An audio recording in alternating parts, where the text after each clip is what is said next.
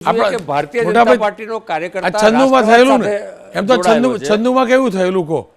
છન્નુમાં કેટલું મોટું થયેલું તમે વાત કરો તો કેટલું મોટું થયેલું એમાંના મોટાભાઈ આપ મારી વાત પૂરી કરો એમાંના મોટાભાગના લોકો આજે ભારતીય જનતા પાર્ટી સાથે છે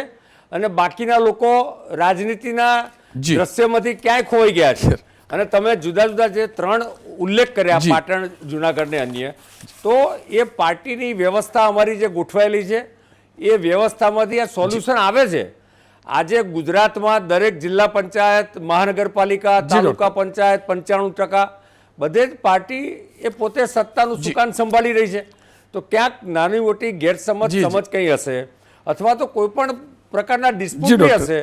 તો એ પાર્ટી એની વ્યવસ્થા ઊભી કરેલી છે એક વ્યવસ્થા છે મેં આપને પ્રભારીની જે સિસ્ટમ કીધી એવી અમારા સંગઠનની સાથે સરકાર માટે પણ પ્રભારી હોય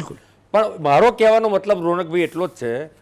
કે આ ક્ષણિક હોય છે આવેશ કારણ કે રાજનીતિમાં છે એટલે અપેક્ષા તો દરેકની હોય મારી પણ હોય પરંતુ પાર્ટી સતત અમારો 13 તારીખે કાર્યક્રમ છે